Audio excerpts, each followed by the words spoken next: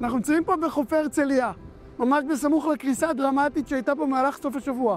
מדובר בעשרות אלפי קובים של חול שקרסו בבת אחת, ורק במזל לא נהרגו אנשים ולא נפצעו משתמשי חוף.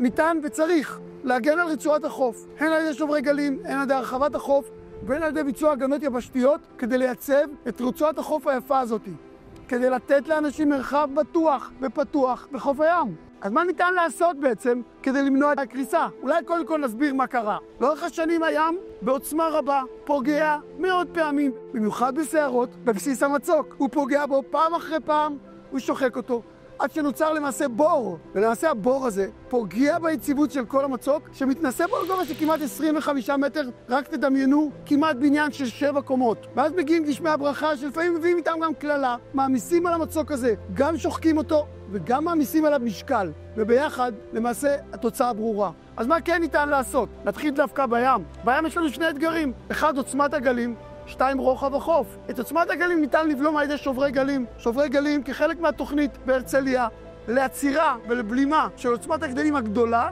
זה פתרון ראשון. הפתרון השני, הוספת חול בהרחבת החוף לכדי 50 מטר. בחלק השני, יש לנו הגנה על המצוק עצמו. אנחנו נבסס בסיס חזק יותר של מסלעה שתחזיק את המצוק. 2, אנחנו יכולים לייצר רשתות וצמחייה שיעדקו למעשה את המצוק. וכך למעשה כל התושבים יוכלו ליהנות ממרחב פתוח ובטוח. וזה בדיוק מה שהצגנו בתוכנית הלאומית לכל אורך חופי מדינת ישראל, ולא רק פה בהרצליה. זה בנפשנו וזה בידינו, וטוב מצוק אחד קודם.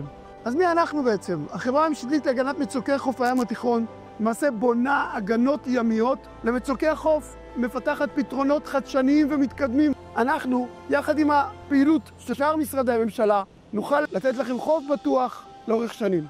אני רוצה לקחת אתכם לעתיד. מה שאתם רואים פה את המצוק הזה, בעוד שנה וחצי, הוא יקרוס. למעשה הוא אכול כבר מהים, העומס עליו גבוה מלמעלה, מספר שערות של גשם ושל ים, אנחנו בקריסה נוספת.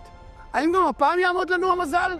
האם גם הפעם לא תשב משפחה קרוב לגדרות הבטיחות? אנחנו לא צריכים לסמוך על המזל. אנחנו צריכים לקדם תוכנית ולבצע אותה בהקדם האפשרי. אנחנו נצטרך תקציבים, נצטרך שיתוף פעולה, ונצטרך לקחת את זה קדימה. ביחד עם עיריית הרצליה וביחד עם רשויות החוף האחרות. אנחנו נקדם פרויקטי הגנה למצוקים בישראל. בשבילכם התושבים, כי מגיע לכולנו ולדורות הבאים חוף שקט ובטוח.